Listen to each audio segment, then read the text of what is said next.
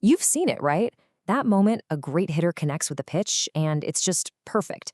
The speed, the power, it looks almost impossible. Well, today, we're going to slow that moment way, way down. We are going to deconstruct a perfect hit piece by piece to see what's really going on under the hood of an elite athlete. Okay, let's get into it. Think about this for a second.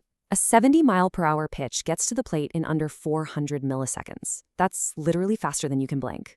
In that tiny sliver of time, a hitter has to see the ball, figure out where it's going, decide to swing, and then get their entire body to execute this incredibly complex, powerful movement. I mean, it seems superhuman, doesn't it? So that's the big question, isn't it? How on earth do they pull it off? Is it some kind of magical gift only a few people are born with? Or is it a science, something that's actually a combination of trainable skills that we can break down, understand, and maybe even learn from? Let's find out.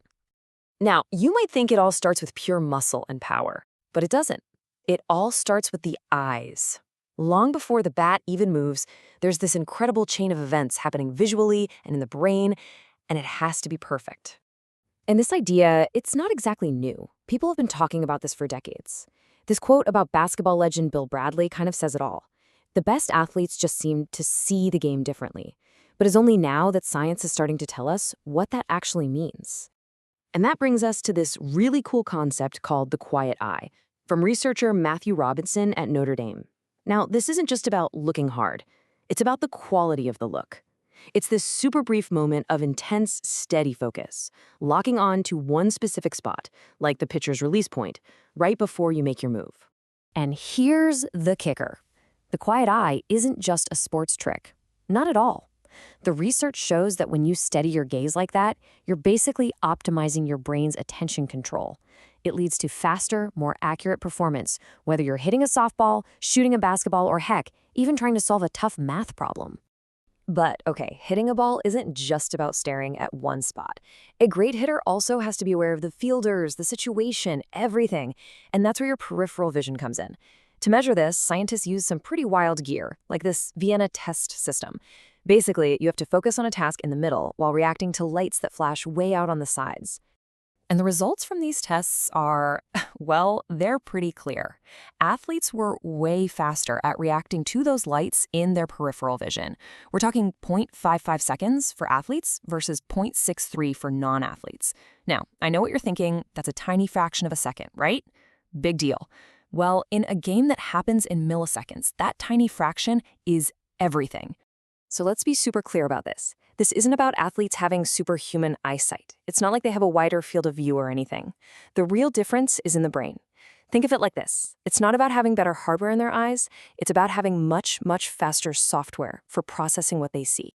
All right, so the eyes saw the pitch, the brain processed the data and gave the go signal. Now we get to the fun part. Let's look at the body's engine and see how it unleashes the raw power needed to send that ball into orbit.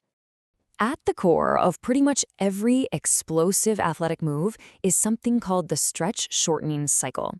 It sounds complex, but just picture a rubber band. First, you have the eccentric phase. That's when you pull the rubber band back. The hitter's muscles lengthen, storing up all this elastic energy. Then there's a tiny little pause. And finally, bam, the concentric phase.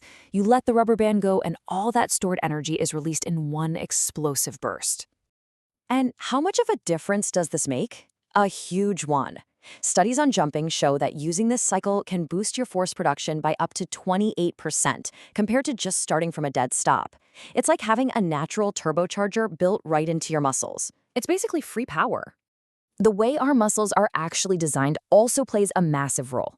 You've got parallel muscles, like your bicep, where the fibers run straight. They're built for speed and big movements. But then you have pinnate muscles, like your deltoid, where the fibers are angled. This design lets you pack way more muscle fibers into a smaller space, which means they can generate a ton more force. So we get the seeing part and we get the biomechanics part. But you're not just born with this stuff, right? It has to be built. So how do you actually train the body to maximize all that power? How do you build that engine? I absolutely love this quote from strength coach Haley McCleany because it's so simple and so true. Power isn't just about being strong. You can be the strongest person in the world, but if you're slow, you've got no power. It's the combination of force and velocity. You have to be strong and you have to be fast. You gotta train both. And here's a little peek behind the curtain at how the pros do it.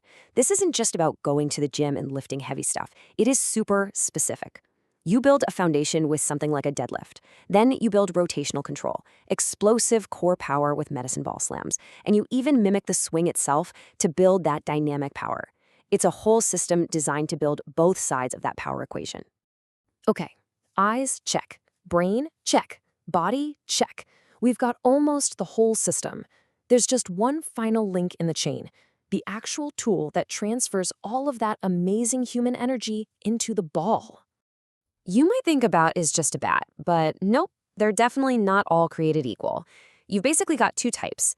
End-loaded bats put more of the weight out at the barrel. That creates more momentum, a real sledgehammer effect for power hitters. But the trade-off is they're harder to swing fast. Then you have balance bats, which are easier to control and whip around quickly, perfect for hitters who value speed and making contact. So it really comes down to a strategic choice. What kind of hitter are you? If you're a power hitter with the strength to handle it, an end-loaded bat can maximize your force. But if you're a contact hitter, you're going to want that balanced bat for speed and control. The bat isn't just a piece of equipment. It's got to be a perfect match for the athlete's own unique skills. All right, let's bring it all home. When we watch that perfect hit, it looks so fluid, so easy. It looks like pure instinct. But as we've just seen, underneath that instinct is a whole lot of science, all firing off at the perfect time. Let's run the whole sequence back in less than half a second. The eyes find their quiet focus. The brain processes everything at lightning speed. The body's stretch-shortening cycle loads up and then explodes. The special pennant muscles fire to create maximum force. And this is all built on years of specific training. Then, finally, the perfectly chosen bat does its job and sends the ball flying. And that's really the thought I want to leave you with. When you break it all down, you realize that so much of what we just call natural talent is actually a collection of highly practiced, highly trainable skills. It's a science. And if that's true, it kind of makes you wonder, doesn't it? What are the real limits of our own potential, not just in sports, but in anything we set our minds to? Thanks for diving into this with us. We'll see you on the next one.